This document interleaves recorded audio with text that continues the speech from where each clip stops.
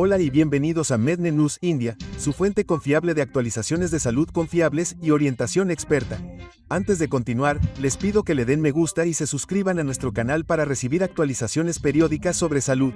Soy Dan Magu y hoy me complace contar con la presencia de la doctora Sukriti Gupta, hematóloga del Hospital Paris, Gurugram. Nos guiará a través de los cánceres de sangre infantiles, terapias innovadoras para niños y cómo la medicina moderna está mejorando la atención pediátrica.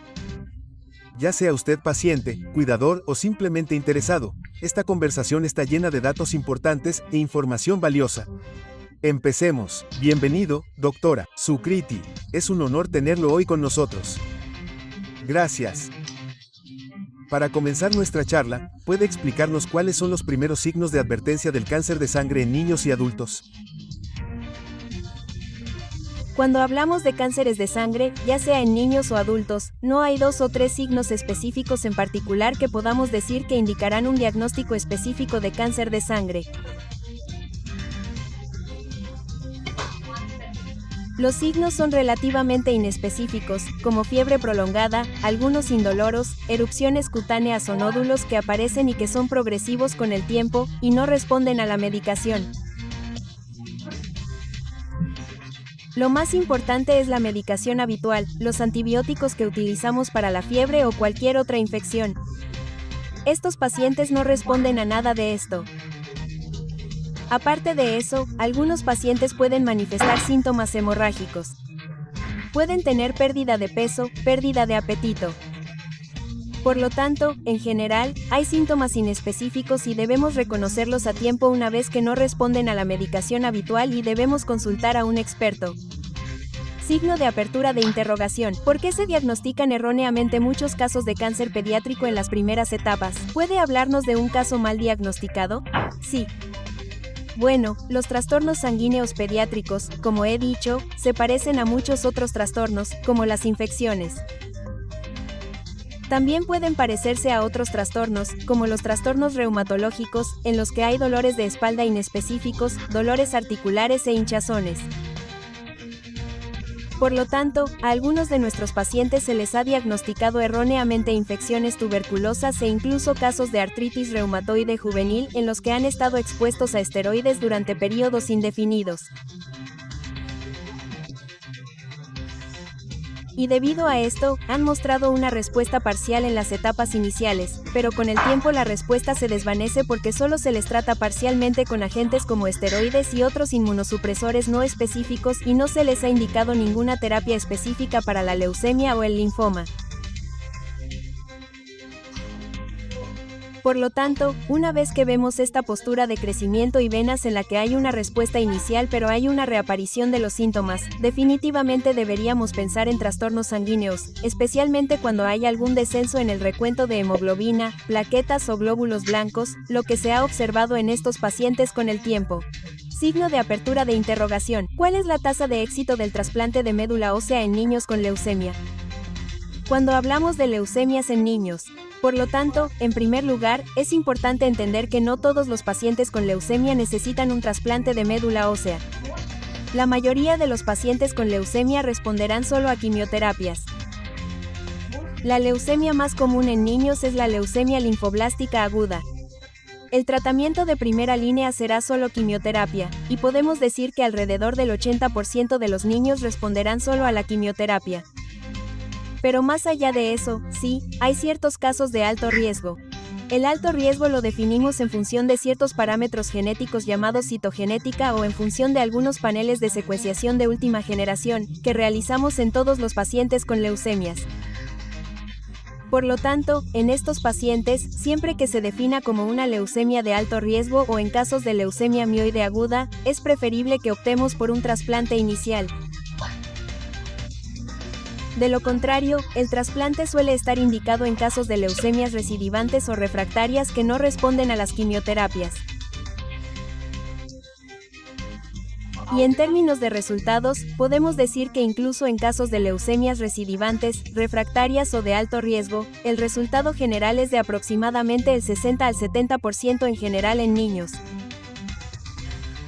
¿La biopsia de médula ósea es dolorosa? ¿Cómo se realiza, especialmente en niños? Vale.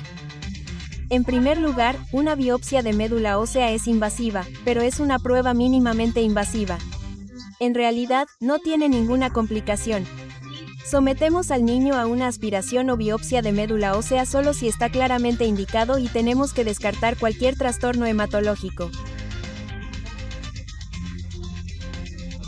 Por lo tanto, siempre se realiza después del ingreso del niño en una guardería, donde normalmente lo sedamos para que se duerma y esté tranquilo y cómodo, y solo entonces realizamos una biopsia de médula ósea del hueso de la cadera. No tocamos la columna vertebral en ningún caso de biopsia de médula ósea y no se realizan cortes ni suturas en ninguna biopsia de médula ósea. Por lo tanto, debemos entender que no hay complicaciones particulares relacionadas con una biopsia de médula ósea. Puede haber un dolor leve en el lugar o sangrado justo después del procedimiento y, a veces, surgen problemas mínimos relacionados con la sedación, pero se pueden controlar bien. Por lo tanto, siempre que esté indicada una biopsia de médula ósea y la recomiende un experto, sin duda debe realizarse.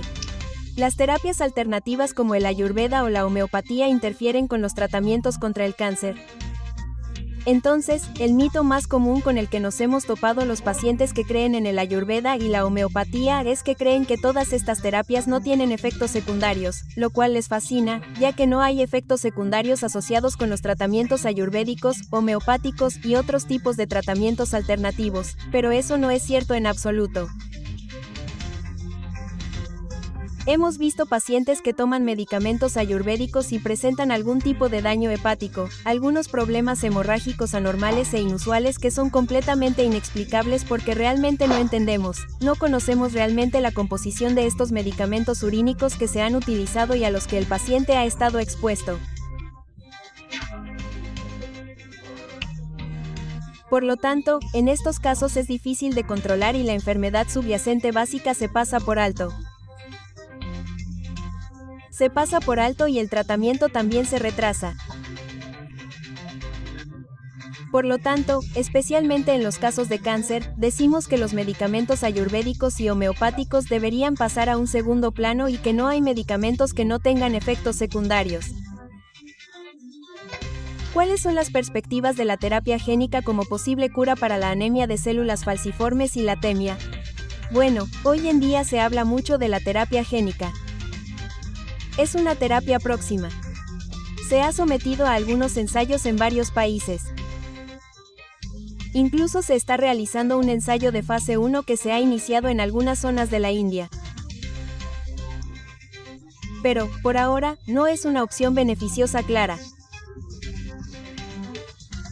Definitivamente, a largo plazo lo vemos como una opción porque implica la edición genética a nivel de la médula ósea.